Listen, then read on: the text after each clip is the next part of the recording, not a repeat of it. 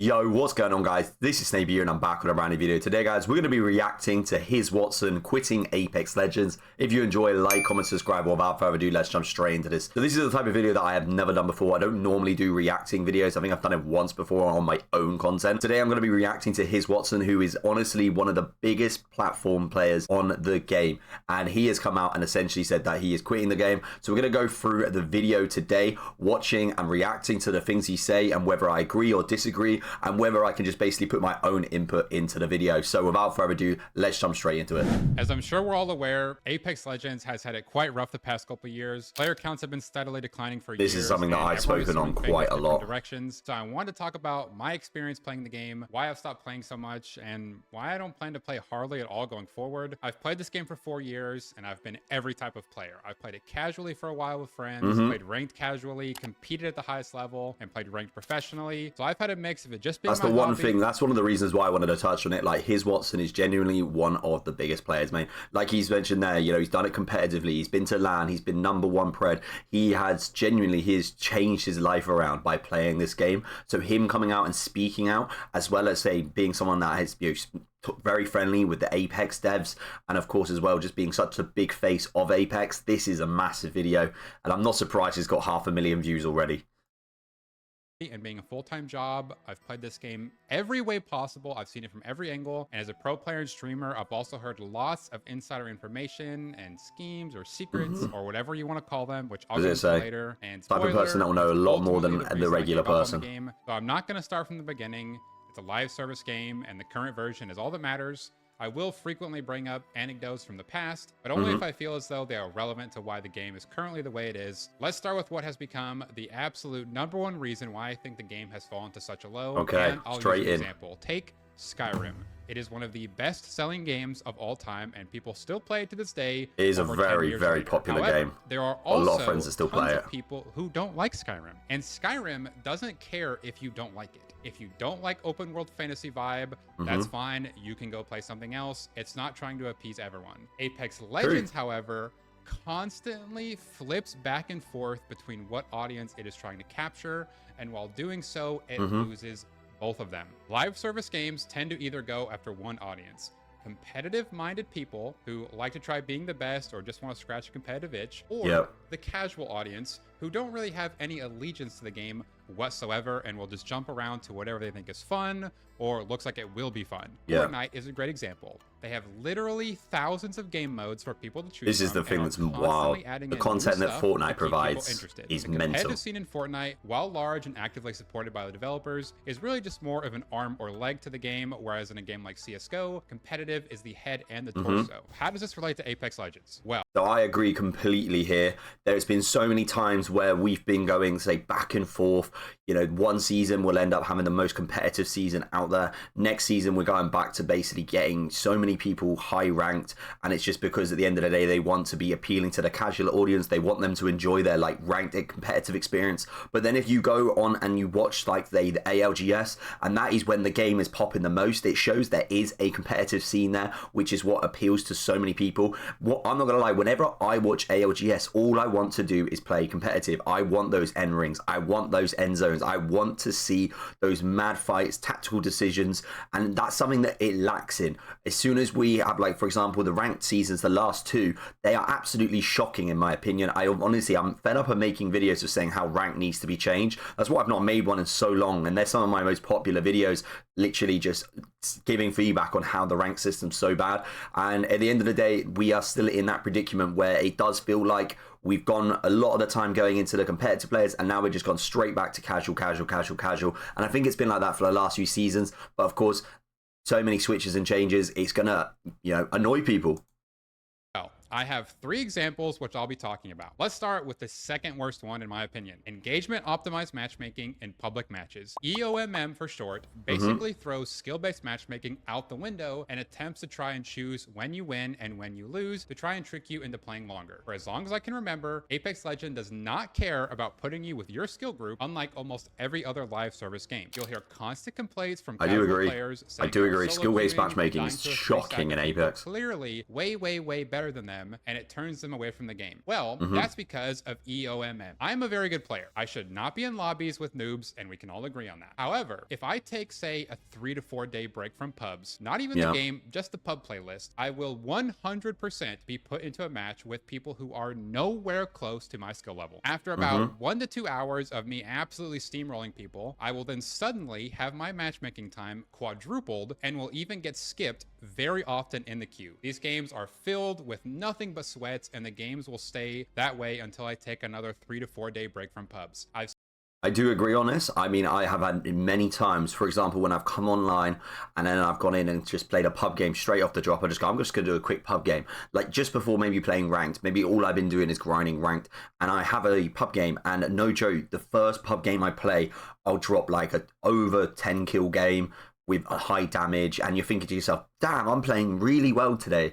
And I think at the end of the day, it is because of the skill-based matchmaking. I'm not, like, there'll be times where I'll be killing somebody and I'll be like, man, I'm in a bot lobby. I'm genuinely in a bot lobby. And that, what Watson has just said there is very, very true, in the fact that, you know, you can just be grinding ranked, and, you know, maybe that ranked session doesn't go well. You jump onto pubs, and because you haven't touched pubs in so long, they register that obviously that you're not like a pub stomper, you're not always playing it. And then of course they feed into the fact that they're going to give you these easy lobbies, or then you to then go, yeah, I'll play another few more games. Why not? I'm obviously steamrolling people. And then boom, skill-based matchmaking comes up, and then you're back to those sweat lobbies. I agree 100% on this. I really feel like this is something that does happen in the game.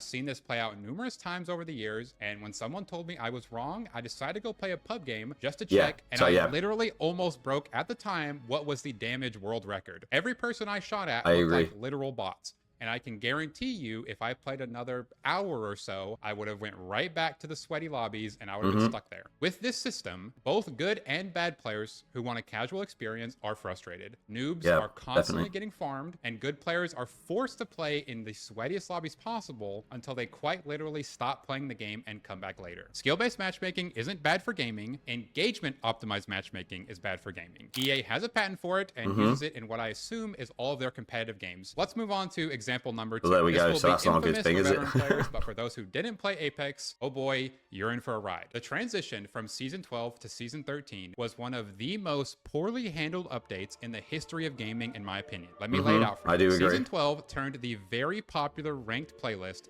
from semi-competitive to a participation award and ruined all semblance of competitiveness in this game. If you were an Apex Legends player in Season 12, there was not even a remotely competitive game mode that you can play, which is fine. That's not inherently bad if you're a casual-centric game. Well, it was like this for 90 days and essentially alienated any player who wanted to play competitively. All right, cool. So we're doing a casual-focused game with lots of releases, and that's the strategy. Well, Season 13 ended up being what was unanimously considered the most competitive the game has ever been. Forget it. Competitive players that were left rejoiced as they finally had the mode they waited 13 seasons for. Apex pivoted to being an ultra-competitive game, and the casual community became frustrated. What happened to our...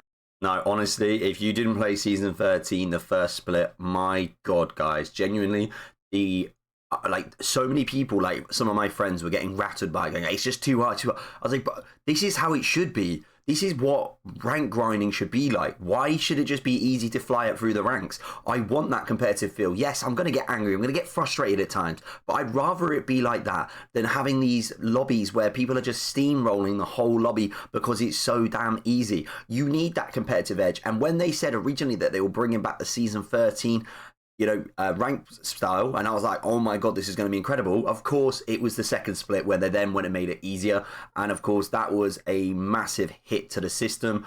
I just feel like at the end of the day, if they just stuck with the system that they put in with Season 13, literally just stuck with it, where it was difficult, it was hard to grind, it made people actually have to really focus and think about rings and end zones the way Apex Legends should be played, then this game would still be thriving in ranked. And unfortunately, at the moment, it is very much a case of, let's see how much you can play this game for, gain RP, and then that's how you basically get to the top rank. It's all about how much you grind. It's not about thinking about end zones or anything like that. It's all about grind, push, get kills. That's all that matters in ranked at the moment. It's a shame. our casual experience. The casual audience was then alienated. This cycle has happened countless times in Apex's history, but season 12 to 13 was by far the worst. This completely removes the identity of the game. When people load up Minecraft, for example, they know what they're getting. When people sit down at a chessboard even, they know what they're getting. You don't know what's going to happen when you load up Apex Legends month to month. The developers just can't make up their mind, and it pushes away everyone to games where they so many know people come into my chat and just say like, I haven't played Apex Legends in seasons. It's in the and then they're like, oh, I haven't played Apex Legends in seasons. What's changed? And then like you'll list off so many things that have changed. You just don't know what you're coming back to. It's hard to come back to this game if you had like quite a long break because you don't know what's happened, whether it's season changes, metas, maps, things like that. Don't get me wrong, it's good to have new content and things like that, but sometimes the meta changes are just complete massive U-turns. You would never be able to call it out. And of course as well, the rank systems changing left, right, and center. You just don't know what to expect anymore. The worst state it's ever been. We're currently in the part of the cycle where the game is just absolutely not competitive in the slightest. Pro teams are dropping. But he's got 18 kills right there. And everyone is 18 kills, 12 assists, awards for rank. 9 team assists. Competitive players have nothing to play because Apex isn't scratching that itch for them. So that's a problem. But here's the second problem. Apex isn't releasing any content whatsoever to keep its casual audience intact. We're getting our fourth year of Winter Express game mode with barely any changes. Yeah, that's a shame. Else, while other gaming studios I like are Winter Express, but at breakneck pace. Come on, we have had it a long time. In God's name want to play something like Winter Express while Snoop Dogg is having a concert on Fortnite and Marvel just dropped an incredibly polished Overwatch competitor. Apex Legends is continuing to lose market share among the casual audience while simultaneously alienating its competitive audience. However, that leads into a harsh reality of Apex Legends. Apex wasn't supposed to exist in the first place. This is where we start to get into personal anecdotes, more opinionated arguments, and the drama I mentioned earlier. For those that don't know, Apex Legends was originally supposed to be Titanfall 3, but after the success of the Battle Royale genre, it changed during development to be Apex Legends, and the game was surprise released with essentially zero marketing. It was a complete Hail Mary, putting the brakes. That's really interesting because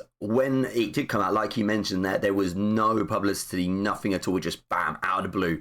And there was like Apex Legends, EA have released their own BR. This was insane. And it caught a lot of people off guard. I thought that was like incredible marketing. And it sounds like it's mainly because it was incredible marketing, as Watson just said, because it was meant to be Titanfall 3 and they just decided to do a UE.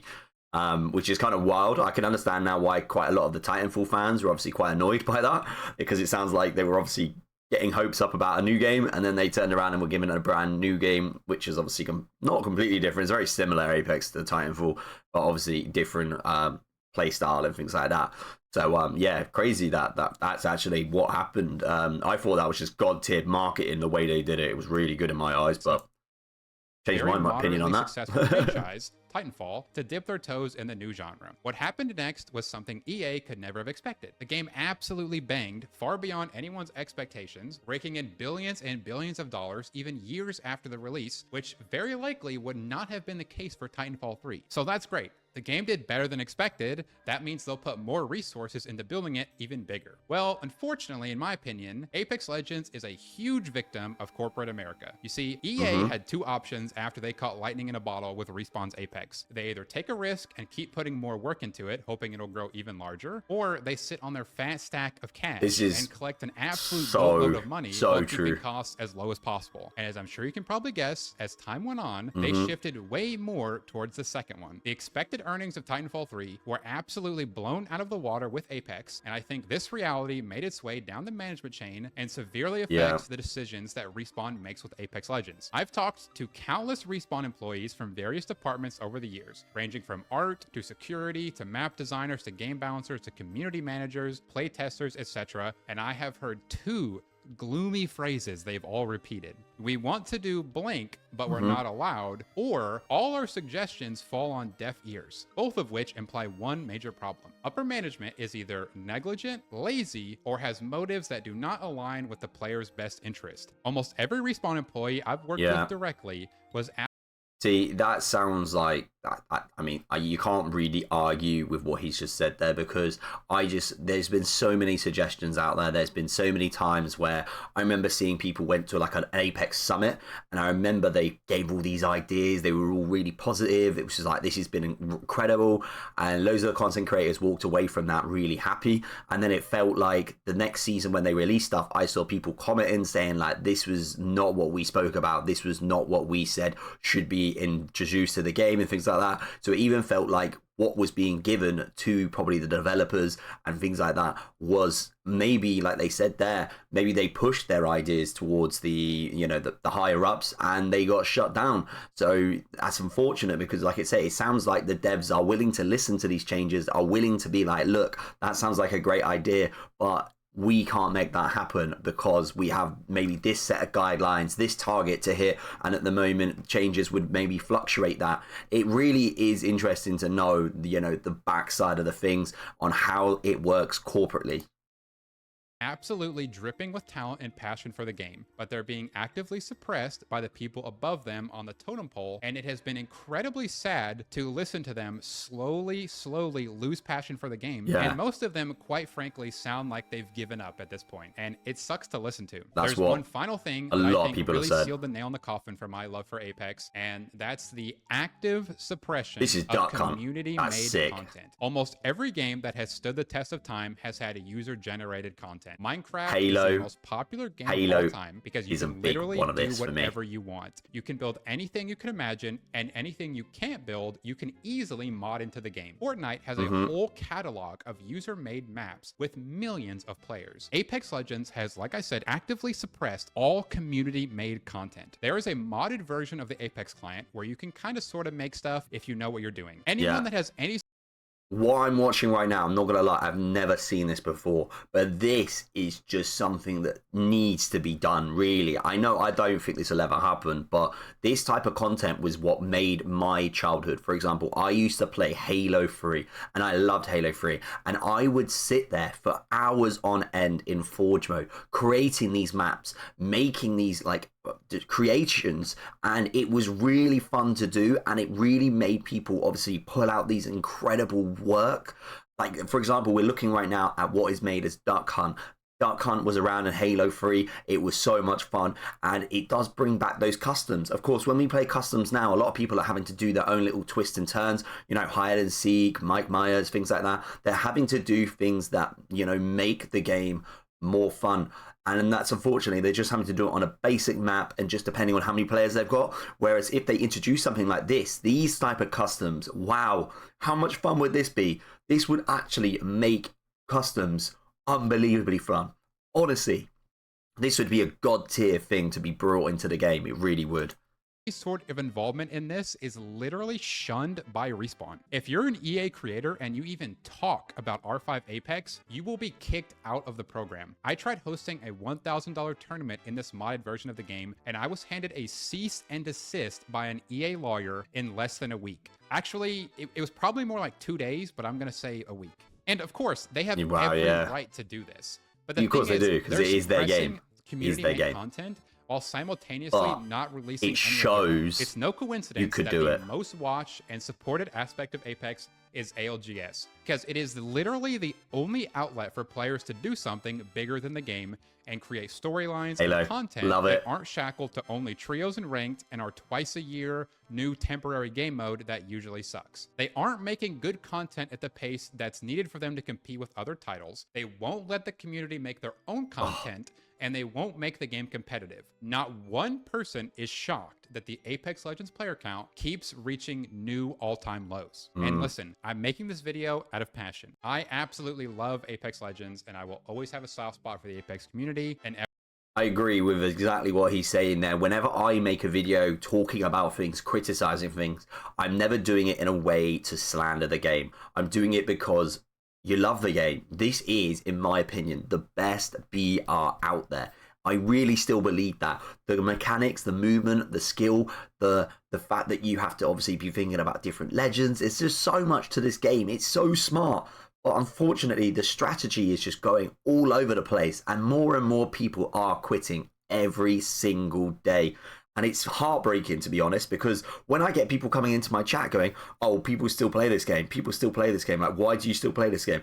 It's hard, you know, because you're trying to defend the game that you love and that you want to be strong. You want this game to be thriving. But unfortunately, it's hard to defend it at this point. It's really a struggle. I want Apex back on top again. I really do. And I can see why a lot of the creators are leaving, especially when it's their full-time job. Everything you've done for me. You've changed my life, you've changed my family's life, and I've always done my best to change other people's lives because of what you've done for me. I donated probably 30 high-end PCs to the community. I paid for people's trips to LGS events. I've helped lots of community members with individual personal things, and that isn't even 1% of what you guys have done for me and everyone I know. My dad raised me while working 70 hours a week, and I got to pay off his car and his house the past few months. He'd be proud of me no matter what, but seeing the person I model myself after cry from how proud he is of me. How Apex can change. How Apex has changed people's lives. Now here we are. You guys chose me, you watch me, you support me. I didn't get to choose to be in this position. You guys picked it for me. Well, thank you. And I never wanted to make a video like this because the game has done so much for me. But I've realized it was never really about the game. It was about the community. And this video is kind of my final attempt to try and get things turned around for Apex, so everyone can play the game again. So thanks for watching me play Apex. That's a very how much I'll play going forward. Takes a lot to do this. A bit straight from the script I have here, but that's just because every time I've tried saying it on my own, I start bawling uncontrollably. Anyways, thanks for watching, and let me know what you think. And thank you. Thank you for everything. I, hands down, really feel with what Watson's saying here. I think at the end of the day, you know, it's sad to see where the game has got to. And with what he's saying there, you know, at the end of the day, he's now built this amazing community. And, you know, at the end of the day, what he's saying today is more or less a message to the community. And it is also his last, essentially, message to Apex, to be like, guys, this is how it is. This is one of the most popular players on the platform, and he has now officially said he's uninstalled it, and he might just play it now again, then time to time. It is a massive hit. This is genuinely massive. I saw Imperial How commenting on it as well, for example. There was people very shocked that this had come out, but I say shocked, but it's almost like it was, you know, a limited amount of time before this sort of thing happened. I really want Apex to turn around. For myself, I'm still going to be grinding it. I love Apex. I don't really want to play anything else, which is crazy. I know to some people, they're like, why are you still playing it? I'm sorry. I'm just still holding on to that small glimmer of hope that there will be some light at the end of the tunnel. So I'm going to still be making that content. But honestly, what Watson has said today is massive. And I really hope potentially that somebody is able to watch this that works for EA and is able to be like, look, we can do better. We can do more.